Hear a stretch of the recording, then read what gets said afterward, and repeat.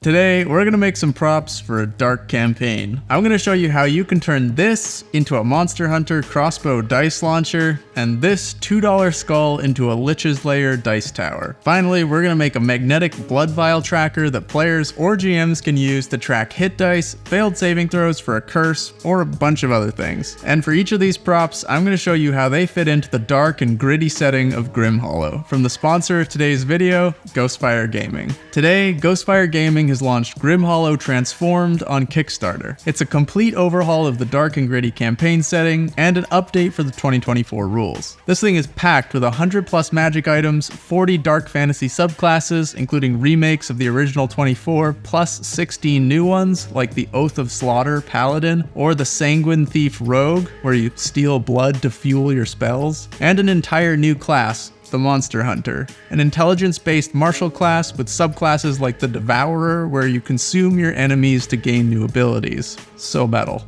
And I haven't even got to the transformations, where your players can turn into vampires, werewolves, and a bunch of other monster types to gain even more abilities. But at what cost? I'll show you more of this setting guide as we build some cool props. The Kickstarter is on now until October 31st. You can check it out at the link in the description. Let the countdown to Grim Halloween begin!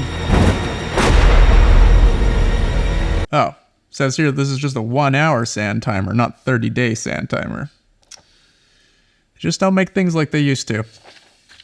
Welcome to the table. I'm Kelly, and this is the 50th video on the channel, so it's about time we ran a dark campaign. When I think Monster Hunter, I think crossbow, which is why this is the perfect prop for this class. Let's build a dice launching crossbow and a 3rd level Monster Hunter. In the Monster Hunter class, you can get +2 to attack with ranged weapons with the archery fighting style, so that's what I'll choose for my Monster Hunter. Here's what we'll need for the crossbow build. A sheet of 1/8 inch thick basswood or balsa wood. You can either get this from your local craft store, or they're available on Amazon in bulk. A large popsicle stick, these tiny dowels from Michael's, some string, some craft glue, this is from the dollar store, a ruler, a utility knife, some sandpaper, a drill, a large can or jar, a file, and some paint. This is all stuff I had left over from my previous crafts, so if you've done any of those, then you'll most likely have this stuff as well. Printable PDF plans for this build are available on my Patreon, which is linked down below, as well as modular magic items, a podcast, a no prep one-shot, and extra content. Thank you so much to my patrons.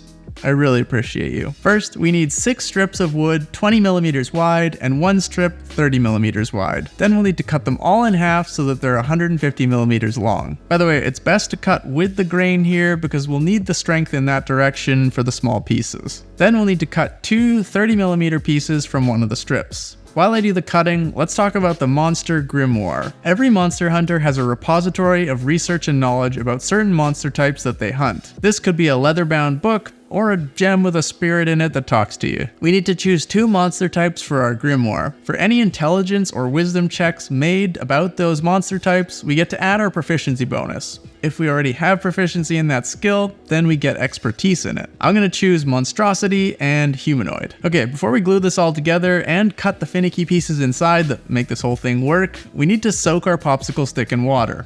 You'll see why in a minute. For the trigger assembly pieces, it's best to cut out a couple of sets because most likely one will break at some point, and it's nice to be able to just slot in another one instead of having to cut out a new piece. We need to cut a 60mm long piece from one of the strips for the trigger. Mark off 9mm and then draw a straight line along the length of the piece. Now mark 30mm from the end and 15mm from the end and draw 2 lines across the piece. Now we'll cut out this corner, make a straight cut here, and a diagonal cut at the back. Now we have our trigger shape. Now for the piece that holds and releases the string. Cut a 40mm piece from one of the smaller leftover pieces. Mark 10mm from the end and draw a line across. Mark 5mm on one side and 3mm on the other side, and then cut out both of those pieces. Obviously be very careful with the utility knife when you're cutting out the finicky pieces. Now we need to sand down these corners until we get this rounded shape. This is so that this piece can move past the trigger when it rotates. While we're already cutting the small pieces, let's also make the sling that will push the dice. We need to cut one of the 40mm pieces in half lengthwise and then cut a 5mm chunk out of the middle.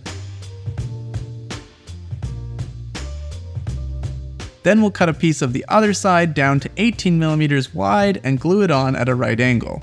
Now let's glue the rest. We're just gonna make a big sandwich with all of our strips and the two 30mm pieces in the middle. I'm gluing them 2 at a time until the glue becomes tacky, and then I'm stacking on other pieces. While I'm gluing, let's keep building our character. We need to choose a subclass. At 3rd level, you choose a monster hunting guild. These different guilds offer different abilities. The Carver guild gives you proficiency with heavy armor and is meant for a tankier build. The Devourer lets you harvest and consume parts of dead monsters to give you different abilities. This one has a ton of versatility because you can change your ability depending on the monster type you consume. The Occultist is the magic monster hunter. They get access to wizard spells and some other cool abilities by studying magical monsters. And finally, the Trapper guild is the Tinkerer type monster hunter, where you get little traps and devices that have different abilities. I think for this character, I'm gonna go with the Devourer because it's just so creepy and badass and a little Witcher-esque. Once the glue is finally dried, we can cut the slots into larger side pieces. You'll see what these are for in a minute. Measure 20mm from the edge and then 5mm from that line. Then mark 10mm from one edge and 40mm from the other. Now we just need to cut out the slots. After cutting them out, we can also add some diagonal cuts here and here to make the shape a bit more pleasing. Now before we glue the outside pieces on, let's sand the top of the main body to smooth out any differences with the alignment of our strips. By the way, the dice tower is a much easier build, and we'll do that next. You're kind of in my shot. You go find Barlow. Let's glue on the outside pieces, making sure the slots are in line with the top inside edge.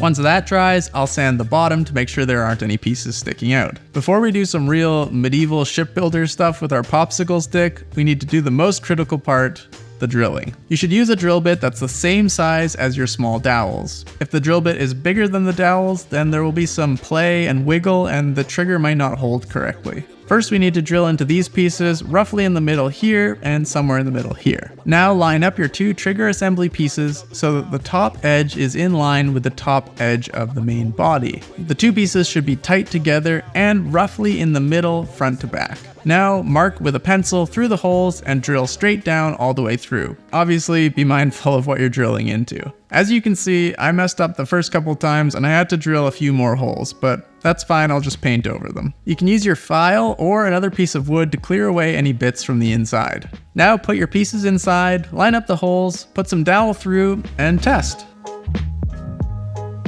We're getting so close to being able to fling dice at our DMs. But first, just like the great shipbuilders in medieval times, we need to bend our popsicle stick around a can of diced tomatoes. Grab some tape, wrap it around, and then let it dry for a few hours.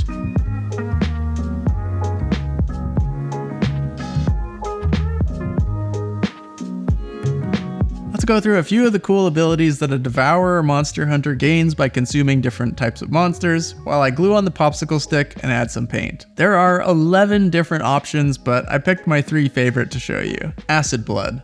You gain this by consuming aberrations, oozes, or plants. For a minute, if someone hits you with an attack, they take acid damage. Flight.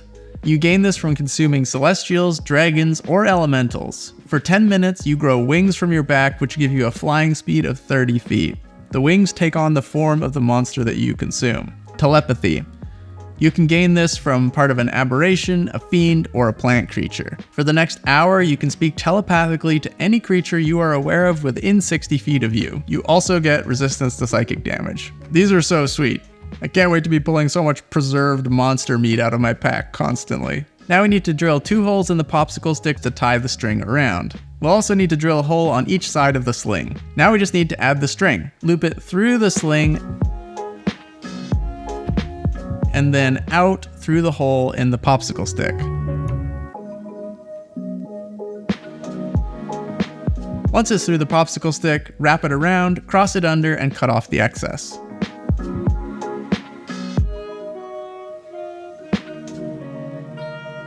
Okay, let's take this thing for a test. We just need a dice to test it with. If only some dice were to reveal themselves to me at the most convenient time. Whoa, great.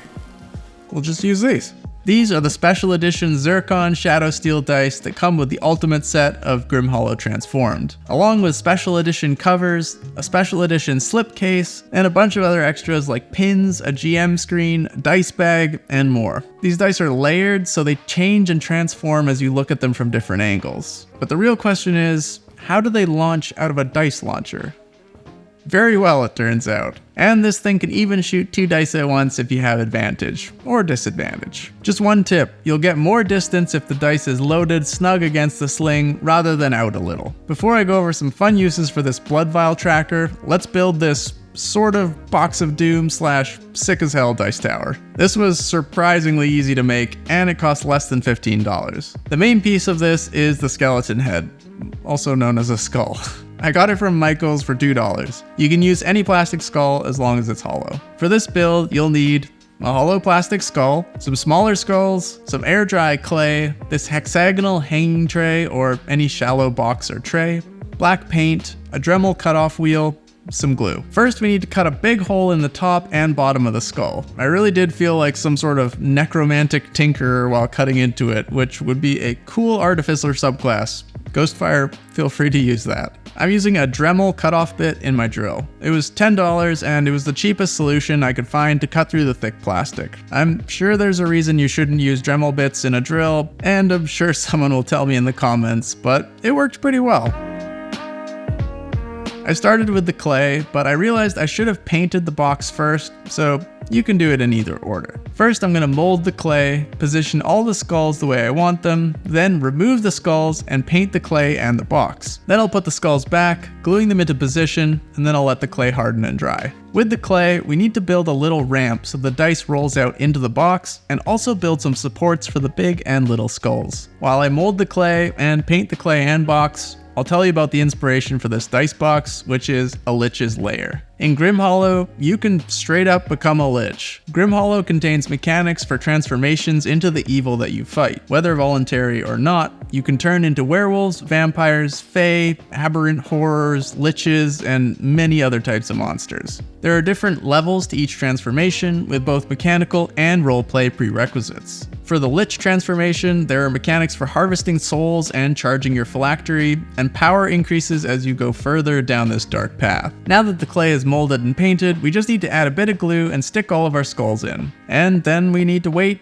2 to 3 days? Okay, well, this part of the project is not quick, but it is easy. Once the clay is dry, it's time to test it out. It's actually really satisfying to roll with, and I think it looks way more impressive than the amount of work that went into it, which is what you want when it comes to crafts. Easy things that look impressive. But I've saved the easiest project for last. This blood vial tracker can be used for tracking whatever you want, like a curse tracker for the GM to track failed saves against some kind of curse or possession, tracking cursed item charges, or tracking the number of days until your Lich BBEG takes physical form again, or how many people your BBEG is killing while your players spend time haggling the price of a room at an inn, or you could just put it down on the table and move it every once in a while and not tell them what it is at all. It would drive them absolutely crazy. There's a bunch of different options, but what I actually built it for is a school of Sangromancy wizard. Grim Hollow introduces a new school of magic, Sangromancy, in which you use your own blood to cast magic. If you become a school of Sangromancy wizard, you can use the Sangromancy spells, which require you to spend hit die or your Sangromancy die, so you'll need to track both of those things as you cast spells. And what better way to do that than with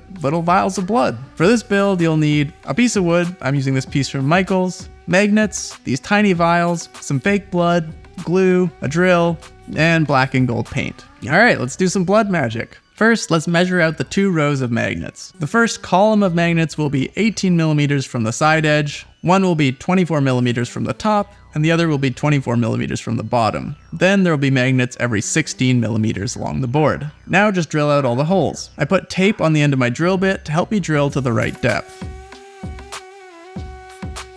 Now for the finicky bit, which is to put all the magnets in the holes. This is important. Make sure all the magnets are facing the same direction. To do that, I'm putting each pair on the large magnet that came in the case and using that to insert them into the holes. This will ensure the polarity will be the same for all of them. I'm using the biggest magnets that came in the set, which is linked down in the description. To push the magnets all the way in, you can use a toothpick, or I'm using one of the small dowels from before. To hold the magnets in place, we'll add some glue onto each hole. Once it dries, we'll sand off the excess glue and then paint. The surface we'll be painting the numbers on is actually the opposite side that we're gluing. Because we aren't drilling all the way through, the magnets should be nested right against the surface of the wood, and the top will have a nice finish. While I glue and paint, let's look at how the Sangromancy spells work. Crimson Lash is a first level Sangromancy spell. As part of the casting, you must expend a hit die or the spell automatically fails. If you do, a writhing lash of coagulated blood springs from your hand. This magic weapon lasts for a minute. It counts as a simple weapon that you are proficient with, and it has the light, finesse, and reach properties. You can choose to add your spellcasting modifier instead of your strength or dexterity modifier to the attack and damage rolls. The damage die is equal to the hit die expended in the casting of the spell.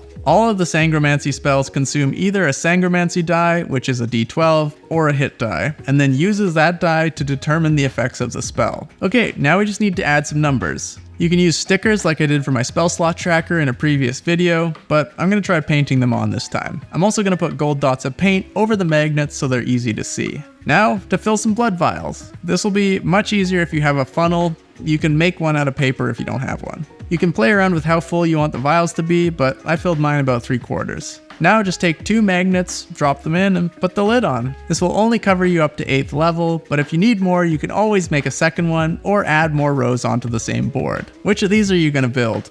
Let me know down in the comments. And go check out Grim Hollow Transformed on Kickstarter until October 31st. The link is down in the description. Thank you so much to Ghostfire Gaming for sponsoring this video and for continuing to support the channel. If you're looking for some more crafts, like maybe a potion stand or some coins to use at your table, you can check out this video here. If you're interested in the spell slot tracker I mentioned before, check out this video here.